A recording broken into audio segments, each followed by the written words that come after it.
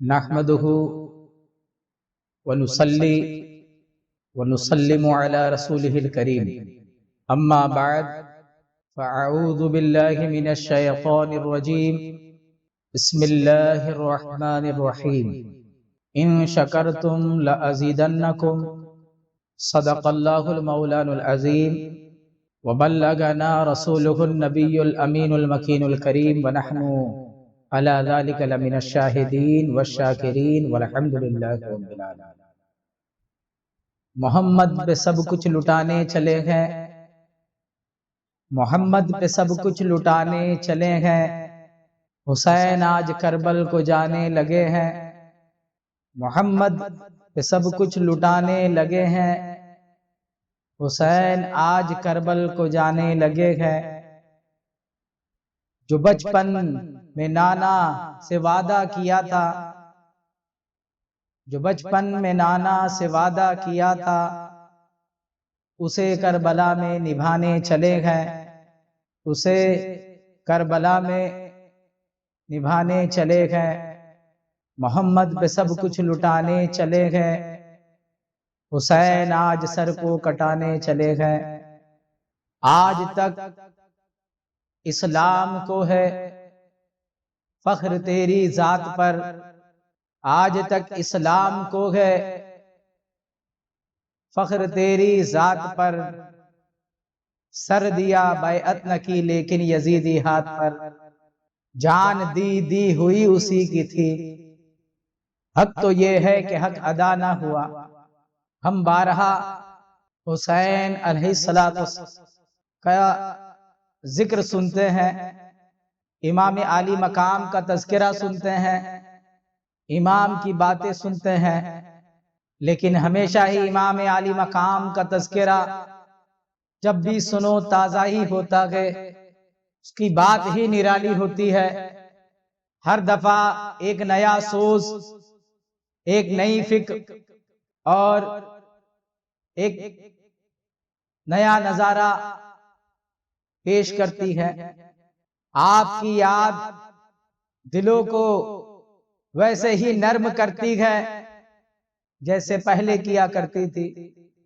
جب بھی تذکرہ سنو دل آپ کی یاد میں دھڑک اٹھتا ہے۔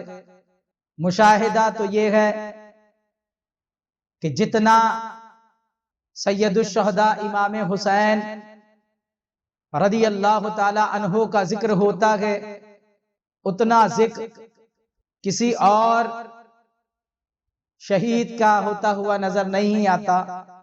جتنا ذکر امام حسین کا ہوتا ہے، اتنا ذکر اہل بیت میں کم ہی لوگوں کا نظر آتا ہے۔ جتنا ذکر امام حسین علیہ السلام والا جدہی کا جو ہے ہوتا ہے، اتنا ذکر اتنے اہتمام کے ساتھ ہم میلاد النبی بھی نہیں مناتے ہیں۔ میلاد النبی بھی ہم ایک دن مناتے، کہیں کہیں لوگ اہتمام کرتے ہیں 12 دنوں کا، ورنہ یہ جو سید الشہداء امام حسین علیہ السلام کی یاد کے لیے یہ 10 دن محفل حسینی سجانا اور آپ کی یاد سے اپنے اذہان و افکار کو پھر تازہ کرنا، یہ جو امام حسین علیہ السلام کے ذکر سے ذکر ہوتا ہے، ویسا کسی کا ذکر جو ہے نظر نہیں آتا۔ نانا علیہ السلام نے حسین کے ذکر کو اتنا بلند کیا ہے، اتنا بلند کیا ہے کہ ہم اور آپ سوچتے ہی رہ جائے کہ کتنا بلند کیا ہوگا، کیونکہ حسین کا ذکر بلند کرنے والی ذات کوئی اور ذات نہیں، حسین کا ذکر بلند کرنے والی ذات نبی دو جہاں مصطفیٰ جان رحمت صلی اللہ علیہ وسلم کی ذات ہے۔ امام حسین پیدا بھی نہیں ہوئے تھے، اس سے پہلے حضور کی چچی جان سیدہ ام فضل رضی اللہ تعالی عنہا نے خواب دیکھا، خواب کے اندر دیکھا کہ حضور کے جسم کا ٹکڑا ان کی گود میں دیا جا رہا ہے، جب حضور سے تعبیر پوچھی گئی تو حضور علیہ الصلوۃ والسلام نے ارشاد فرمایا کہ میرے بیٹی کے گھر ایک فرزند پیدا ہونے والا ہے، حسین پیدا ہونے والا ہے، حسین آنے والا ہے، اور اس کو جو ہے وہ بچہ آپ کی گود میں دیا جائے گا۔ آپ کے آنے سے پہلے آپ کے اشارے دینا نبی دو جہاں نے شروع کر دیے تھے، اور جب آپ پیدا ہوئے حضور نبی کریم رؤوف الرحیم صلی اللہ تعالی علیہ وآلہ وسلم حسین کو گود میں لے کر اپنی زبان امام حسین کے منہ میں دے دی، اور جب تک چائے امام حسین چوستے رہے، نہ جانے کیا پلاتے رہے، نہ جانے امام حسین کیا کیا پیتے رہے۔ نشہ پلا کے گرانا تو سب کو آتا ہے، مزہ تو تب ہے کہ گرتوں کو تھام لے ساکی۔ تو لوگ پلاتے ہیں گرانے کے لیے، لیکن جو انگور کے دانے کی پیتے ہیں وہ گرتے جاتے ہیں، لیکن جو محمد کے گھرانے کی پیتے ہیں وہ سنبھلتے جاتے ہیں۔ تو یہاں محمد عربی صلی اللہ تعالی علیہ وآلہ وسلم کے گھرانے کی نہیں بلکہ خود محمد عربی صلی اللہ علیہ وسلم کے دہانے کی پی جا رہی تھی، منہ کی پی جا رہی تھی، آپ کا لعاب دہن پیا جا رہا تھا۔ نہ جانے کیا پی رہے تھے حسین اور کیسے سنبھلتے جا رہے تھے حسین۔ میں یہی سوچ رہا تھا کہ آخر اتنی استقامت لائی کہاں سے، اتنا سنبھالا لایا کہاں سے، اپنے آپ کو اتنا سنبھالا کیسے، بھوک سے سنبھالا، پیاس سے سنبھالا، ظلم سے سنبھالا، شدت سے سنبھالا، بچوں کو سامنے لاشیں تڑپتے دیکھے سنبھالا، ہر حال میں اپنے آپ کو سنبھالا۔ تو یہ سنبھالا آپ کو ملا کہاں سے، یہ دلاسا آپ کو ملا کہاں سے؟ تو یہ دلاسا اب سمجھ میں آیا کہ یہ دلاسا تو بچپن میں ہی نانا نے اپنے لعاب دہن پلا کر کے یہ بتا دیا تھا کہ نشہ پلا کے گرانا تو سب کو آتا ہے، تجھ کو میں اپنا لعاب دہن پلا رہا ہوں، وہ گرانے والی پلاتے میں سنبھالنے والا پلا رہا ہوں۔ تو سنبھالنے کی یہ طاقت ملی کہاں سے؟ یہ نانا جان سے ملی ہے، اور نانا جان اپنے حسین کے ذکر کو بڑھاتے ہیں۔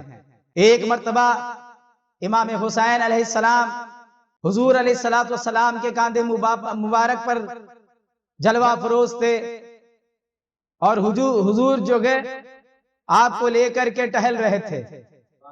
ایک صحابی رسول نے دیکھا اور ارشاد فرمایا، یا رسول اللہ، آپ پر میری ماں باپ قربان، اور بچے سے مخاطب ہو کے ارشاد فرمایا، یا حسین، آپ کی سواری کتنی بہتر ہے، آپ کی سواری کتنی بہتر ہے۔ حضور علیہ السلام نے ارشاد فرمایا کہ صرف سواری کو دیکھ رہے ہو کہ کتنی بہتر ہے، یہ بھی تو دیکھو سوار کتنا اعلیٰ ہے، سوار کتنا اعلیٰ ہے۔ یعنی حضور علیہ السلام ارشاد پر اس صحابی نے کہا کہ دیکھو سواری کتنی اعلیٰ ہے۔ یقیناً کیا معنی ہے اس کا؟ سواری وہ گئے جو طٰہٰ و یاسین ہے، سواری وہ گئے جو شفیع المذنبین گئے، سواری وہ گئے جو انیس الغریبین گئے۔ تو یہ جو سواری گئے یہ بہت بلند و بالا گئے، یہ سواری وہ گئے جس کے ذکر کو اللہ نے بلند کیا گئے، یہ سواری وہ گئے جس کا ذکر اللہ نے اپنے ذکر ساتھ ملا کے رکھا گئے، یہ سواری وہ گئے جس کے ذکر کو اللہ نے ورفعنا لک ذکرک کا مرتبہ عطا فرمایا ہے۔ تو سوچو، جس نبی کو اللہ نے بلند کیا ہے، اس نبی نے اگر حسین کو بلند کیا ہوگا تو کتنا بلند کیا ہوگا۔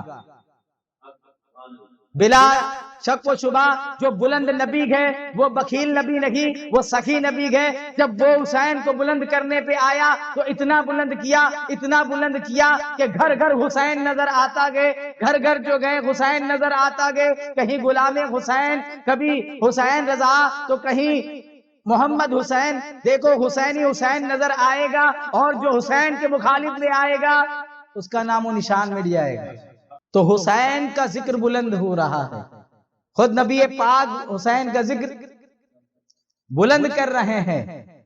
ابھی امام حسین پیدا ہوئے، آپ کی کان میں اذان مبارک دی، کہتے ہیں جس گھر میں اللہ کا ذکر ہو وہاں رحمت کے فرشتے نازل ہوتے ہیں، رحمت کے فرشتے گھیر لیتے ہیں، یا حسین آپ کے کان میں اللہ اکبر کا ذکر تو خود نبی پاک نے کیا ہے، تو آپ کی روحانیت کا عالم کیا ہوگا؟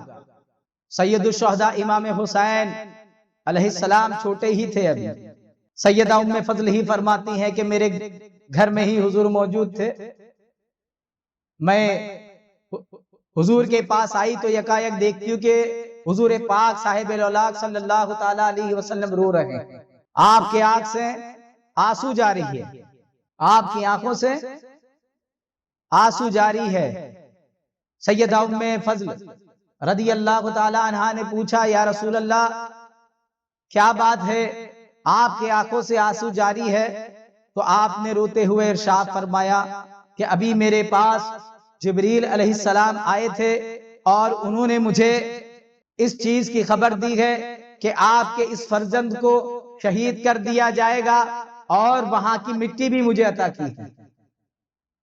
یعنی امام حسین اب چھوٹے ہی تھے، حضور کے گود میں ہی تھے، تبھی سے حسین کا چرچا بلند کرنا شروع ہو گیا.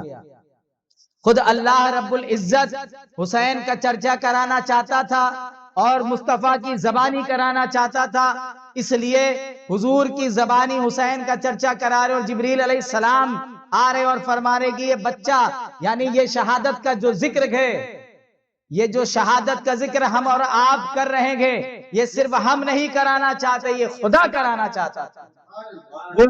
خدا امام حسین کا ذکر کرانا چاہتا تھا، اس لیے جبریل علیہ السلام کو بھیجا حضور علیہ السلام کو بتانے کے لیے، اور حضور علیہ السلام سیدہ ام فضل کو بتا رہے ہیں کہ یہ حسین کو شہید کیا جائے گا. آپ کا چرچا بلند، آپ کا چرچا بلند کیا جا رہا ہے. بچپن ہی میں ایک روایت میں آتا ہے کہ ایک دفعہ حضور کے بعد حضور علیہ السلام نے اپنے بیٹے ابراہیم اور حضرت امام حسین کو اپنے گود میں لے کر جلوہ فروز تھے، تو ایک فرشتہ آیا ملاقات کا شرف حاصل کرنے کے لیے، اور اس نے خبر دی، یا رسول اللہ آپ ان دونوں میں سے کسی ایک کو جمع کر سکتے ہیں، آپ ان میں سے کسی ایک کو جو ہے آپ کو حق تعالیٰ کے سپرد کرنا ہوگا، حق تعالیٰ کو سپرد کرنا ہوگا.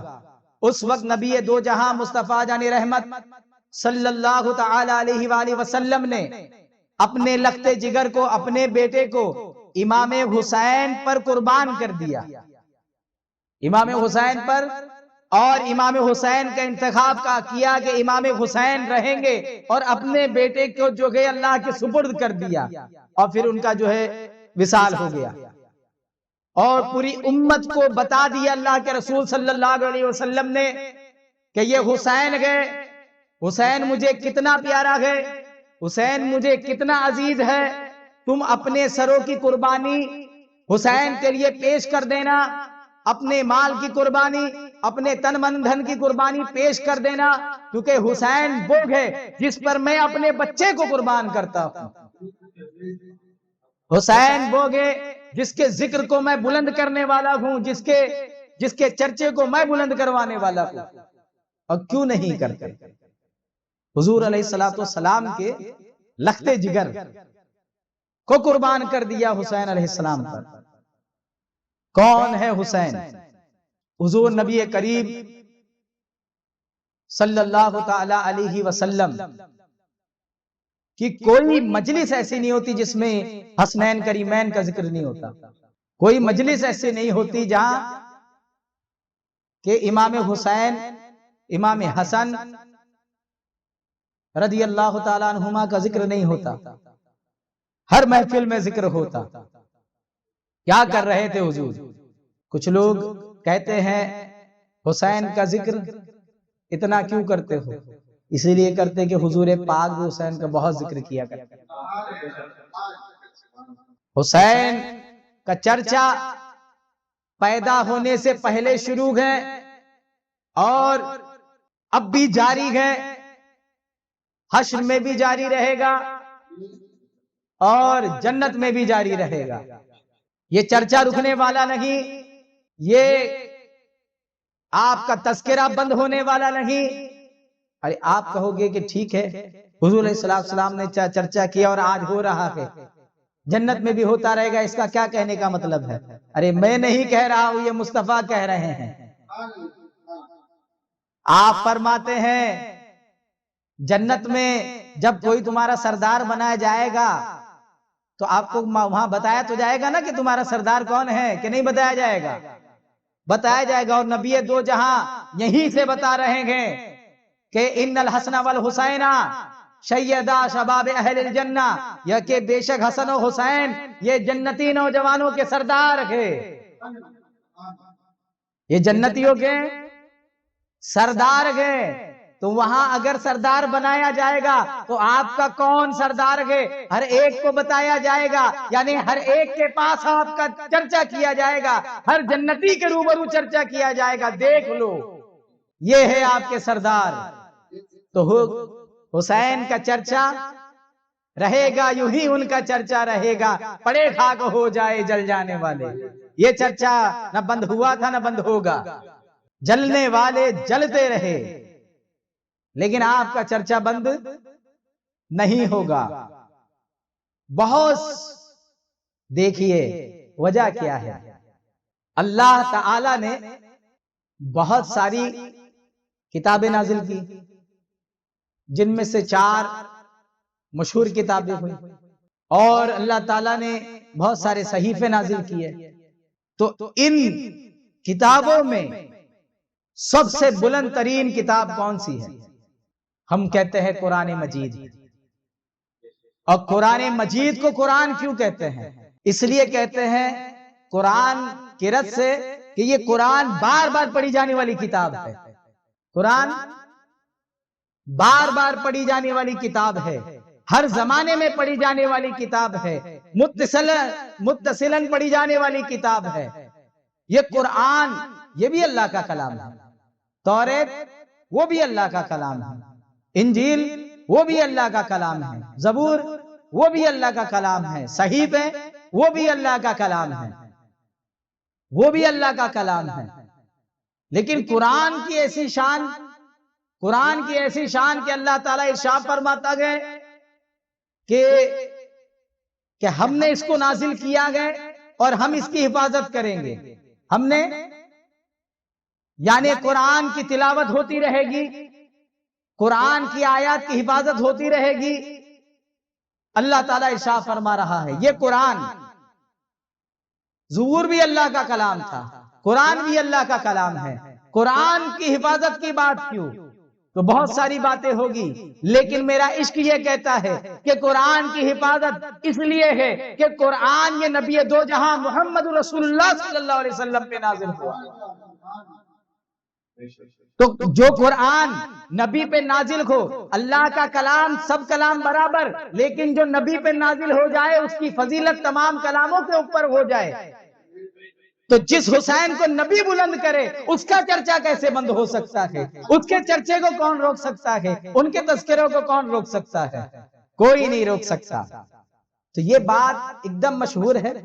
ابھی میں نے قرآن کریم کی جس آیت کریمہ کی تلاوت کا شرف حاصل کیا، اس میں اللہ کریم ارشاد فرماتا ہے کہ اگر تم شکر کرو گے تو ہم ضرور بھی ضرور تمہیں جو ہے زیادہ عطا کریں گے۔ اگر تم شکر کرو گے ہم تمہیں زیادہ ادا کریں گے۔ اور امام حسین علیہ السلام کا طریقہ بتا رہا، بچپن ہی سے سیدنا عبداللہ ابن عباس رضی اللہ تعالیٰ عنہ ارشاد فرماتے ہیں کہ ہم اہل بیت کو باتفاق معلوم تھا کہ امام حسین کو کربلا میں شہید کر دیا جائے گا۔ مطلب آپ کی شہادت کا تذکرہ پورے اہل بیت کو معلوم تھا، خود علی کو معلوم تھا، سیدہ کو معلوم تھا، حسن کو معلوم تھا، حسین کو معلوم تھا، حضور پاک کو تو معلوم ہی تھا۔ پھر دعا کر کے ان کی تقدیر بدلنا تھا کہ نہیں؟ دعا تقدیر کو بدل دیتی ہے، تو دعا کرنا تھا۔ نبی پاک صاحب الاولیاء کی دعا رد نہیں ہو سکتی ہے، سید الاولیاء کی دعا مقبول بارگاہ ہے، سیدہ کی دعا مقبول بارگاہ ہے، حضرت مجتبیٰ کی دعا مقبول بارگاہ ہے، اور اس کے بارہا اس کا مظاہرہ ہوا، لیکن حسین علیہ السلام کے لیے دعا نہیں کی۔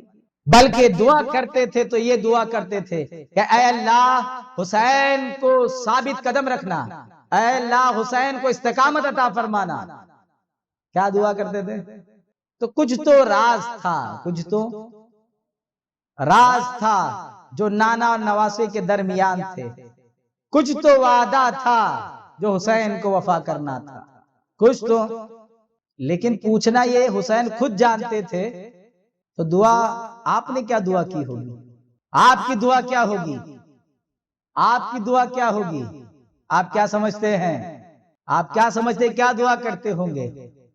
میں تو یہ کہتا ہوں امام حسین یہ دعا کرتے تھے کہ اے اللہ تو نے اپنے نبی کے پیارے وعدے کو نبھانے کے لیے میرا انتخاب کیا، دین محمدی کی حیات کے لیے میرا انتخاب کیا، اور ظلم و ستم کو سہ کر ثابت قدمی کے لیے میرا انتخاب کیا، تو اے اللہ تیرا شکر ہے، تیرا شکر ہے۔ تو امام حسین بچپن ہی سے جانتے تھے اور ہر لمحہ اپنے رب کا شکر ادا کیا کرتے تھے کہ اللہ تو میرا انتخاب فرما رہا گے، تو نے مجھے چن لیا گے۔ وہ شکر ادا کرتے تھے، وہ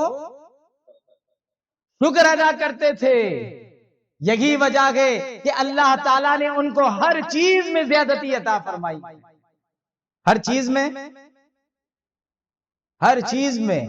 اسی لیے امام حسین کا ذکر تو دیکھو، امام حسین کا ذکر دیکھو، اتنا ذکر تو کسی کا نظر نہیں آتا، اتنا ذکر، اتنے اہتمام کے ساتھ، اتنے تجھ کو اہتمام کے ساتھ کدھر ذکر نظر آ رہا ہے جیسا امام حسین علیہ السلام کا ہو رہا ہے۔ یہ کہہ لیجئے کہ ذکر حسینی ہی ہے جس کے ضمن میں آ کر کے ہم تمام بزرگوں کا ذکر کر لیتے ہیں، یا یہ کہہ لیجئے کہ تمام بزرگان دین یہ چاہتے ہیں کہ حسین کا ذکر ہو۔ کس کا ذکر ہو؟ حسین کا ذکر ہو۔ ہر کوئی ذکر حسین کرتا رہا، غریب نواز یا حسین کرتے رہے، بابا فرید یا حسین کرتے رہے، خود بابا بختیار کاکی یا حسین کرتے رہے، نظام الدین اولیاء یا حسین کرتے رہے، نصر الدین چراغ دہلوی یا حسین کرتے رہے، بندہ نواز کے سدراز یا حسین کرتے رہے، جتنے اولیاء گئے سب یا حسین کرتے رہے، جتنے غوث قطب ابدال ہے یا حسین کرتے رہے، بڑے سے بڑے یا حسین کہا۔ میں نے تو اپنی آنکھوں سے دیکھا کہ چھوٹے سے چھوٹا بچہ بھی ہو وہ بھی ہماری مجلس میں یا حسین کرتا ہے، یا حسین کرتا ہے۔ میں خود اپنی بات بتاتا ہوں کہ میں نے اسلام کو بعد میں سمجھا گے، میری ماں کا صدقہ ہے کہ میں نے پہلے حسین کی آواز کو سنا گے، حسین کے تذکرے سنے گے، حسین کی محفلوں کو دیکھا گے، حسین کے نام کو پہچانا ہے، حسین کے ٹکڑوں کو گھر میں پہلے دیکھا گے۔ ہمیں نہیں پہچان تھی کیا گے؟ ہمیں تو یہی جو 10 دنوں کی مجلس ہوتی تھی اس سے حسین کا نام سنائی دیتا تھا۔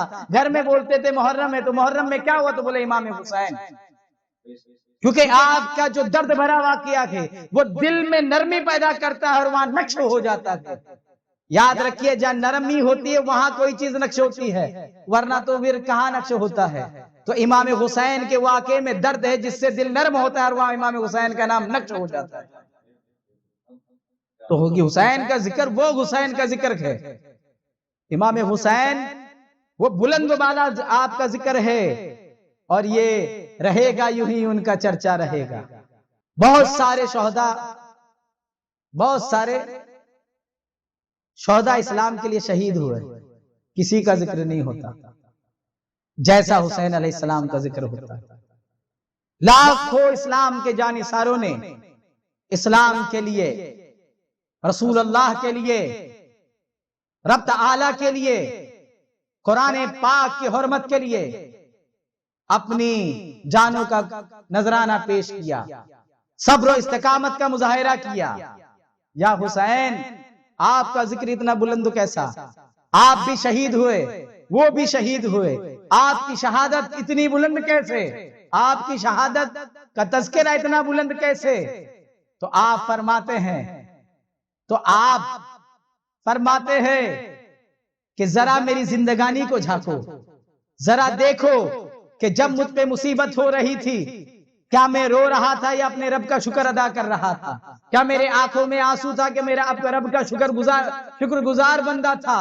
تو تم مجھے پاؤ گے کہ میرا آخری سجدہ بھی شکر کے لیے ادا ہوا تھا، میری آخری نماز بھی شکرانہ کی نماز تھی۔ زمانے والوں گواہ رہنا، نماز میری قضا نہیں ہے۔ سجدہ اوروں نے کیا، تیرا جرا انداز ہے، تو نے وہ سجدہ کیا جس پر خدا کو ناز ہے۔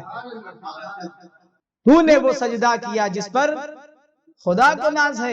یا حسین، آپ نے شکر ہر لمحہ اپنے رب کا عطا کیا، تو رب تعالیٰ نے جو وعدہ کیا تھا کہ اگر تم شکر گزاری کرو گے تو ہم تمہارا چرچا کریں گے، تو اس لیے آج 1400 سال صدیہ ہونے، آج 1400 سال ہونے کے بعد بھی آپ کا تذکرہ دن بدن بڑھتے ہی جا رہا ہے، دن بدن بڑھتے ہی جا رہا ہے، گھٹ نہیں سکتا۔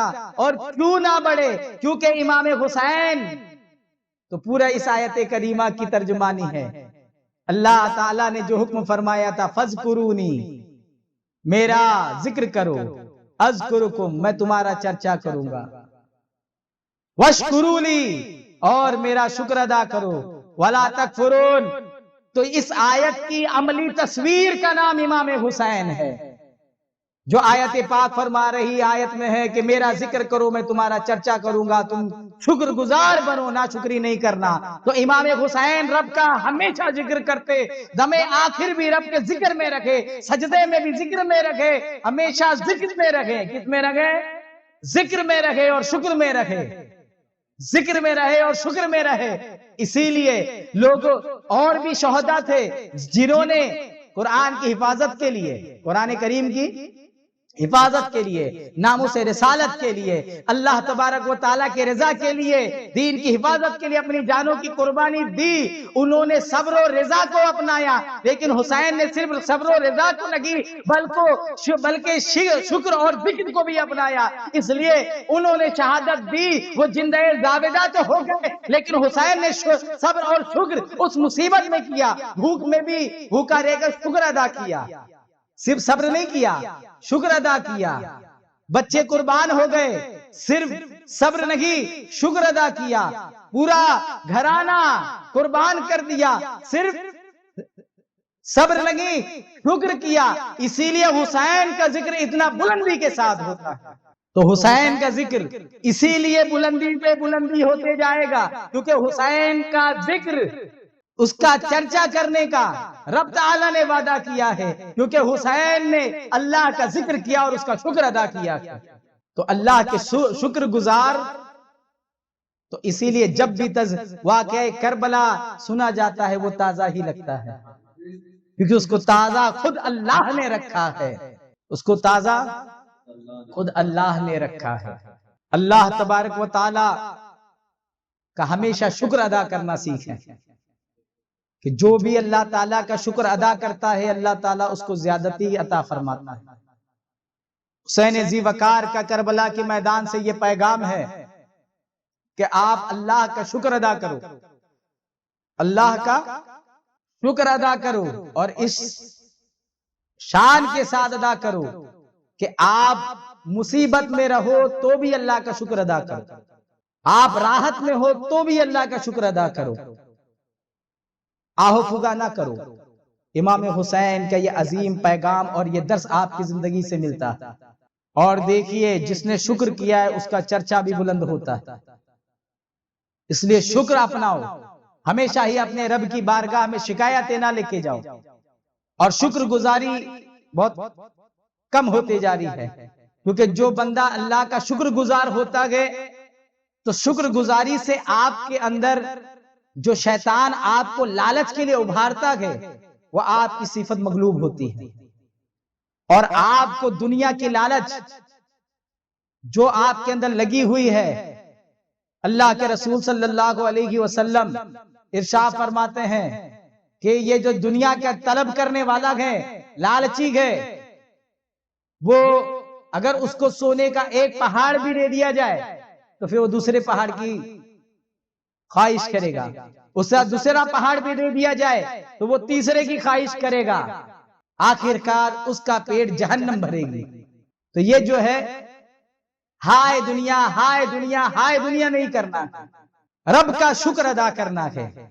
اور اس کے شکر کرنے کا طریقہ کیا ہے کہ آپ جب دعا میں ہاتھ اٹھائے تو اللہ تعالی کا شکر ہی ادا کرے کہ اے اللہ تو نے جس حال میں مجھے رکھا ہے تیرا احسان عظیم ہے، اے اللہ تو نے جیسے کیفیت میں رکھا ہے تیرا احسان عظیم ہے، اے اللہ تو نے مجھے جتنی عزت دی ہے وہ تیرا احسان عظیم ہے، اے اللہ اگر آپ کو کوئی گالیاں بھی دے دے تو آپ یہی کہہ دو اے اللہ تیرا شکر ہے کہ تو نے میرا کفارہ اس دنیا میں ہی دے دیا، وہ بھی آپ کی بھلائی کے لیے ہے، وہاں بھی آپ اللہ کا شکر ادا کرنا سیکھو۔ اگر آپ کو کسی چیز کی کمی ہوئی تب بھی اللہ کا شکر ادا کرے کہ اے اللہ تیرا شکر ہے، نہ جانے کیا برائی تھی کہ تو نے پہلے اس چیز کو مجھ سے دور کر دیا، نہ جانے وہ آنے کے بعد کوئی بڑی برائی ہو جاتی تو اللہ رب العزت کا ہمیشہ شکر گزار بنیے، ہر حال میں اس کا شکر ادا کیا جائے۔ اور سب سے بہترین شکر گزاری کا طریقہ یہ ہے کہ آپ ہمہ وقت اپنے رب کے ذکر میں رہیے، ہمیشہ اس کے ذکر میں رہیے، حضور پاک پہ درود پاک پڑھتے رہیے، یہ اللہ کا بہترین شکر ہے، کیونکہ اللہ کا ذکر اس کا ایک عظیم شکر ہے، اللہ کا ذکر اس کا شکر ہے۔ آپ اللہ کا ذکر کرتے جائیے اور یاد رکھیے ذکر کرنے والوں پر اس کی خاص رحمتیں نازل ہوتی ہیں، اور وہ کہہ بھی رہا ہے ولا کہ ان شکرتم لازیدنکم، اگر تم شکر کرو گے ہم تمہیں اور زیادہ دیں گے۔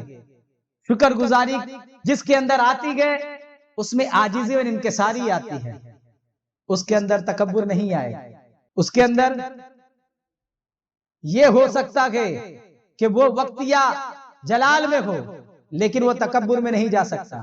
اگر وہ تکبر کے اندر جا رہا ہے تب اسے اپنا جائزہ لینا چاہیے کہ وہ شکر گزاری کر رہا ہے یا پھر کچھ اور۔ اللہ رب العزت ہمیں اور آپ کو جو ہے شکر گزاری کرنے کی توفیق عطا فرمائے، اپنے رب کے بارگاہ میں اپنی عاجزی کے سجدے ادا کرنے کی توفیق عطا فرمائے، اپنے رب کی بارگاہ میں رو کر گڑ گڑانے کی توفیق عطا فرمائے۔ ایسا نہ ہو کہ ہم اپنے کردار کو ہر چیز میں ہم اللہ کی بارگاہ میں ہاتھ اٹھاتے کیا کرتے صرف شکوہ اور شکایت، اے اللہ یہ دے دے، اے اللہ یہ دے دے، اے اللہ یہ دے دے۔ جو چیز اس نے دیے کیا اس کا شکر ادا کیا آپ نے؟ ذرا شکر ادا کرو، اللہ نے آپ کو 2 ہاتھیں دیے ہیں، دونوں ہاتھوں کا اے اللہ تیرا شکر ہے تو نے یہ ہاتھوں کو دیے جو میرے تابع دیے ہیں، میں جیسا چاہتا ہوں ان کو استعمال کرتا ہوں، میں نیکی کے کام بھی کرتا ہوں اور برائی کے کام بھی کرتا ہوں، تب بھی یہ میری اتباع نہیں چھوڑتی صرف تیرے حکم سے کہ تیرا حکم ہے یہ کرے۔ اللہ تیرا شکر ہے تو نے مجھے ایسے ہاتھ عطا فرمائے، اللہ تیرا شکر ہے تو نے مجھے ایسے کان عطا فرمائے، اللہ تیرا شکر ہے مجھے تو نے ایسی آنکھیں عطا فرمائی ہے کہ میں کائنات کے اس رنگین اور خوبصورت نظاروں کو دیکھ پا رہا ہوں۔ اے اللہ تیرا شکر ہے تجھے مجھے ایسی زبان دی ہے جس سے میں تیرا ذکر اور تیرے حبیب کے نعت پاک سنانے کے لائق بنا ہوں۔ اے اللہ تیرا شکر ہے تو نے مجھے ایسا دل عطا فرمایا ہے جو تیری محبت میں، تیرے حبیب کی محبت میں، تیرے اہل بیت کی اور تمام ولیوں کی محبت میں دھڑکتا ہے۔ اس کا شکر ادا کرو، اس کا ہم سب کرتے ہیں، شکر نہیں ادا کرتے۔ اپنے وجود کے روم روم کا شکر ادا کرو کہ اللہ تو نے مجھے یہ چیز عطا فرمائی۔ اگر آپ شکر کرو گے تو اللہ رب العزت آپ کو زیادتی کرے گا اور آپ کو اس میں برکتیں عطا فرمائے گا۔ برکت کا ذریعہ ہے کہ آپ شکر ادا کریں۔ اگر آپ شکر نہیں ادا کریں گے، آپ شکر نہیں ادا کریں گے تو پھر ہوگا کیا؟ پھر یہی ہوگا برکتیں اٹھا لی جائے گی اور وہ برکتیں نہیں ہوگی۔ لوگ چاہتے ہیں زیادہ ہونا، لوگ چاہتے ہیں زیادہ ہونا، تو وہ تو کہہ رہے تم شکر ادا کرو میں زیادہ عطا فرماؤں گا۔ اللہ رب العزت ہمیں اور آپ کو یہ سمجھنے کی توفیق عطا فرمائے۔ بچپن سے ہی حضور امام حسین کا چرچا کرتے تھے، کبھی کہہ رہے ہیں کہ یہ ہمارے پھول ہے، کبھی کہہ رہے یہ جنتیوں کے سردار ہے، کبھی ان کو پیٹھ پہ بٹھا رہے ہیں، کبھی سواری بن رہے ہیں، اور آپ کا چرچا کبھی اہل بیت کہہ کے چادر میں لے رہے ہیں، اور ایک پرکیف منظر جو گئے حضور علیہ السلام اور بے تحاشا محبت تھی امام حسین علیہ السلام سے۔ ایک مرتبہ حضور سیدہ کے گھر کے پاس سے گزر رہے تھے، اندر سے بچوں کی رونے کی آواز آئی۔ حضور علیہ السلام نے آ کر کے پوچھا سیدہ کائنات سے، کیا ہوا، میرے بیٹے کیوں رو رہے ہیں؟ تو کہا یا رسول اللہ پانی چاہیے۔ اب سیدہ پانی لانے گئے، حضور پاک نے بچوں کو لے کر کے زبان منہ میں دے دی۔ اتنے بھی وقت کے لیے پیاس برداشت نہیں ان کی، پانی لانے ہی گئے تھے نا، اتنے بھی وقت کے لیے پیاس برداشت نہیں ہے۔ وہ محبت تھی حسین پاک سے، وہ جو ہے تذکرہ۔ ایک مرتبہ حسین پاک بچپن میں کھیل رہے تھے، ادھر ادھر دوڑ رہے تھے، حضور پاک ان کے پیچھے پیچھے گئے اور اٹھا لی اور گود میں اٹھا کر کے لے جیسا لگایا اور کہا حسین مجھ سے، میں حسین سے ہوں۔ کیا شان ہے! تو پورے اور یہ تمام حسین پاک کے جو ذکر ہے، یہ جو ذکر ہے، کہیں حضرت انس رضی اللہ تعالیٰ عنہ یہ ذکر کر رہے ہیں، یہ جو حدیث پاک روایت کر رہے ہیں، کہیں سیدنا حضرت انس کر رہے ہیں، کہیں یہ روایت سیدنا ابو سعید خدری رضی اللہ تعالیٰ عنہ کر رہے ہیں، کہیں یہ روایت حضرت زید بن ارقم کر رہے ہیں، کہیں یہ روایت یہ صحابی تو کہیں وہ صحابی، صحابہ کرام روایت کر رہے ہیں۔ یعنی تمام صحابہ کرام حسین ذی وقار کا ذکر کیا کرتے تھے، تمام صحابہ کیا کرتے تھے۔ دور نبوت کے بعد جب حضرت ابوبکر صدیق رضی اللہ تعالیٰ عنہ کا دور آیا، آپ کے دور میں ایک مرتبہ آپ جو ہے مسجد سے فارغ ہو کر کے نکلے نماز سے، تو آپ دیکھیں کہ جو ہے بچوں کے درمیان حسنین کریمین موجود ہے، تو حضرت علی کے ساتھ تھے۔ تو حضرت ابوبکر صدیق نے ارشاد فرمایا کہ اے علی، کہ یہ تمہارے بیٹے تم سے کم اور حضور پاک سے زیادہ ملتے ہیں، یہ آپ کے جیسا کم دکھتے ہیں، حضور پاک کے جیسا زیادہ دکھتے ہیں، اور گود میں اٹھا کے حسنین کریمین سے محبت کی ہے، امام حسن سے محبت کی ہے، امام حسین سے محبت کی ہے۔ تو ایسی محبت صحابہ کو تھی۔ ایک مرتبہ سیدنا عمر فاروق اعظم کے دور کے اندر جو گئے بہت عظیم حلے آئے تھے، تو آپ نے امام حسن کو حلہ دے دیا، ایک ہی حلہ تھا، آپ نے دے دیا امام حسن کو، پھر امام حسین دکھائی دیے، تو قیمتی کپڑا ہوتا ہے، تو امام حسین کے لیے نہیں تھا، تو آپ نے ایک خاص قاصد بھیج کر کے آپ کے لیے جو ہے جو ایک خاص حلہ منگوایا اور آپ کو دیا۔ یعنی آپ کیسی محبت کرتے تھے، صحابہ کیسی محبت کرتے تھے، ایک الگ ہی انداز تھا محبت کرنے کا، صحابہ کرام کا ایک الگ ہی لیول تھا۔ یوں ہی نبی دو جہاں مصطفیٰ رحمت صلی اللہ علیہ وسلم نے جس اسلام کا پودا لگایا تھا، وہ پودا پھلتا پھولتا گیا۔ سیدنا صدیق اکبر کے زمانے میں پھلتا پھولتا گیا، عمر فاروق اعظم کے زمانے میں، عثمان غنی کے زمانے میں، مولا علی کے زمانے میں۔ لیکن اب وہ وقت آ گیا تھا کہ اسلام کی جڑیں کھودنے کی تیاری ہو رہی تھی، جڑیں جو ہے کھوکھلا کرنے کے جیسے اعمال نمایاں ہو رہے تھے۔ ایسے موڑ پر سید الشہداء امام حسین علیہ السلام نے اپنی قربانی دے کر کے اسلام کی جڑوں کو مضبوط کیا۔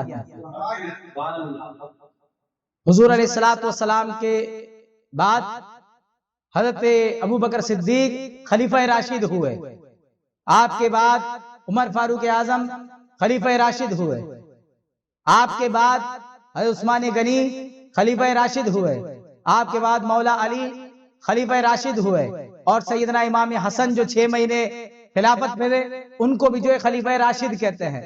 اس کے بعد جو حضور کا خاص منہج نبوت ہے، اس پر آگے جو ہے یہ خلافت نہیں چلی۔ اب خلافت تو خلافت راشدہ تھی، اب آگے خلافت راشدہ نہیں رہ گئی، خلافت ملوکیت بن گئی، بادشاہت بن گئی، بادشاہت بن گئی۔ یعنی کچھ تو بات تھی، کچھ بگاڑ پیدا ہوا، کچھ بگاڑ پیدا ہوا کہ وہ اب خلافت راشدہ نہیں، اس کو سلطنت کہا گیا۔ کچھ تو نظام بدلا جو عین نبوت کے طریقے سے کچھ ہٹا، لیکن اب اس کو ہم یہ کہیں گے کہ بدلا، لیکن وہ کیا بدلا؟ جیسے سردی کھانسی ہوئی ہو، جیسے تو معمولی سی دوا لینے کے بعد اس کا علاج ہو جائے گا، لیکن اب جب حسین کے زمانے میں اب اس لیے امام حسن علیہ السلام نے صلح فرمائی. کیا فرمائی؟ امام حسن نے صلح فرمائی، کیونکہ بیماری اتنی بڑی نہیں تھی، وہ معمولی دوا سے علاج ہو سکتا تھا. لیکن اب جب امام حسین علیہ السلام کے زمانے میں یزید تخت پر بیٹھا، اس وقت بیماری صرف سردی کھانسی نہیں رہی تھی، بلکہ وہ کینسر بن چکی تھی. اب اس کو جب تک اس کے مخالفت اس کی جرح نہیں کی جاتی تب تک اس کا علاج نہیں، تب تک اس کا علاج یعنی اس کی مخالفت کرنا ضروری تھی، اس کی مخالفت کرنا ضروری تھی. صحابہ کرام نے جو مدینے کے صحابہ تھے، جب امام حسین کا پورا واقعہ ہو گیا، اس کے بعد جب اہل بیت مدینہ پہنچ گئے، اس کے بعد صحابہ کرام کا ایک وفد جو گئے شام جا کر کے آتا ہے، آنے کے بعد جب وہ وہاں کے جو ہے ماحول کو دیکھتا ہے، دیکھنے کے بعد تمام صحابہ کرام جو ہے یزید کی بیعت توڑ دیتے ہیں، یزید لعین کی بیعت توڑ دیتے ہیں. یہاں تک کہ عبداللہ ابن حنظلہ غسیل الملائکہ جو تھے، آپ کے صاحبزادے عبداللہ، ارشاد فرماتے ہیں کہ ہم نے یزید کی بیعت تب توڑی جب ہمیں یقین ہو گیا کہ اب جو ہے آسمان سے پتھر کی بارش ہو جائے گی. تو ہو سکتا ہے ان کو تصدیق بعد میں ہوئی ہو، لیکن وہ امام حسین تھے، بہت دور کی نظر رکھنے والے تھے. ان کی نظریں وہ نظریں تھی جو جن کی ان کی نظروں کو فیض نبوت سے حاصل تھا، جن کی نظروں کو فیض ولایت علی سے حاصل تھا، جن کی نظروں کو فیض سیدہ کائنات سے حاصل تھا. تو ان کی نظریں سب دیکھ رہی تھی، اس لیے امام حسین نے یزید کی بیعت نہیں کی تھی. امام حسین نے یزید کی بیعت نہیں اختیار کی، اور امام حسین خلافت کا اعلان نہیں کیے تھے. وہ کیا بات ہے انشاءاللہ تعالی کل سے جو ہے میں بیان کروں گا. تو یہ بہت ساری باتیں تھی بیک گراؤنڈ کے اندر، بہت چیزیں رکھی ہوئی تھی، جس کو جو ہے سید الشہداء امام حسین علیہ السلام ملاحظہ فرما رہے تھے، اور اپنی حکمت و تدبیر کے ساتھ اس کا دفاع کر رہے تھے. کیونکہ اب یہ خرابی بلندی پہ پہنچ گئی تھی، اتنی بلندی پہ پہنچ گئی تھی، اتنی بلندی پہ پہنچ گئی تھی کہ اس بات پر سب کا اتفاق ہے کہ یزید فاسق و فاجر تھا، یزید فاجر و فاجر تھا، لعین تھا. اگر کوئی یہاں تک کا سیدنا عمر بن عبدالعزیز خلیفہ وقت گزرے اور آپ کی خلافت، امام حسن کے بعد آپ کی خلافت کو خلافت راشدہ کہا گیا، اور بیچ کی تمام خلافت کو ملوکیت کہا گیا. تو عمر بن عبدالعزیز کے زمانے میں ایک شخص نے یزید کا ذکر کرتے ہوئے کہہ دیا امیر المومنین. کیا کہہ دیا؟ امیر المومنین کہہ دیا. تو اس کے بعد حضرت عمر بن عبدالعزیز رضی اللہ تعالی عنہ نے جو ہے اس کے اوپر سزا نافذ کری کہ تو نے یزید کو امیر المومنین کہہ دیا، اور 20 درے لگائے گئے. کتنے درے لگائے گئے؟ بولتے نا سوٹے چابک ہنٹر، 20 درے لگائے گئے کہ یزید کو امیر المومنین کہہ دیا. تو آپ جو کہتے ہیں کہ یزید کے فاسق و فاجر ہونے پر یہاں تک کہ امام احمد بن حنبل نے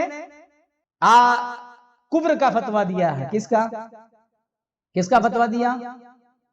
کفر کا فتویٰ دیا. تو جو گئے میں تو ان کے فتووں کا ایکسپٹ کرتا ہوں، اور بہت سارے لوگ ہیں جنہوں نے اپنی دلائل پیش کی اور بھی گفتگو کی ہے، لیکن اس کے فاسق و فاجر ہونے سے سب کا اتفاق ہے.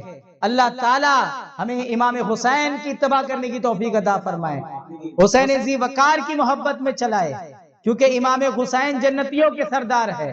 تو جسے جنتی صفات پسند ہے، حضور کی صحبت پسند ہے، اور حسین ذی وقار کا ساتھ پسند ہے، تو پھر اسے ہمیں امام حسین علیہ السلام کی غلامی قبول کرنا چاہیے. اللہ رب العزت ہمیں حسین پاک کی غلامی میں جینے کی توفیق عطا فرمائے، ان کے غلاموں میں موت عطا فرمائے، اور حشر میں بھی ان کے پرچم تلے مولا اٹھنے کی توفیق عطا فرمائے.